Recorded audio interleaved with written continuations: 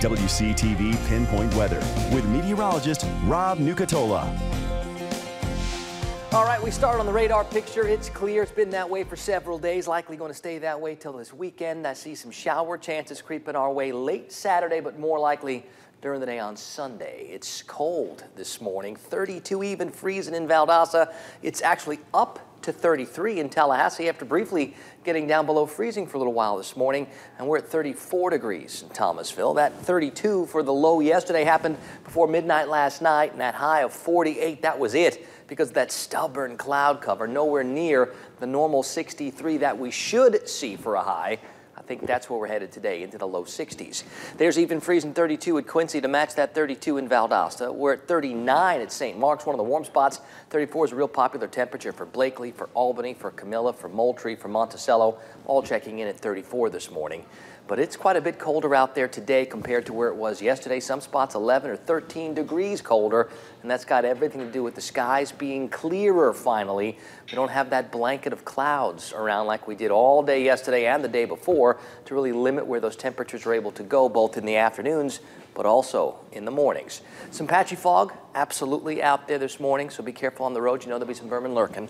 As far as this little moisture to the south and west goes, it's getting gobbled up as it works its way across the northern parts of the Gulf waters. We'll see if any of it can hold together. Maybe some of our offshore areas catching even isolated sprinkle this morning. But what I think we're looking at today is going to be a much thinner layer of clouds. And with higher pressure sliding across the area, we're going to keep those skies a little better chance to see a little bit more sunshine today and tomorrow both before we start looking for this next boundary and this next system to push in not only a real chance to get wet late Saturday and on Sunday, but to usher in much colder winter-like air for next week. I see 2 pushes of that cold air next week. And when we get those, it's going to really feel different outside than it has. Futurecast has some of those high thin clouds to deal with for a while today, but then really clearing up. And I think our Thursday looks a little brighter than even our Wednesday, which will be a lot brighter than our Monday and Tuesday have been. On the Gulf today, winds out of the north 5 to 12 and seas 2 feet or less. A pretty good day for the boaters. Maybe a couple of extra clouds a little bit farther south and west.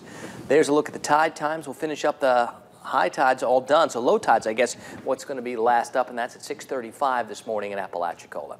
30s with some patchy fog this morning. It's cold to get started.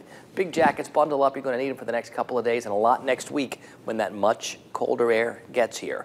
Low 60s for us this afternoon. That's seasonable. There should be some sunshine today, something we haven't seen on an awful lot of this week. I think today we get some. Tonight it's more low 30s. Would not be surprised to see a handful of spots below freezing and for a couple hours overnight. And over the next couple of days, we're going to see a little warm up. Temperatures in the afternoons, even with the cold mornings, have a better chance to rebound into the 70s by Friday and Saturday. But also notice that things are going to warm up in the mornings by Saturday too as we get this push of warmer air. It's temporary. Sunday, we're talking a real good chance for a decent rain. And then that cold air comes on Monday and likely going to stick around.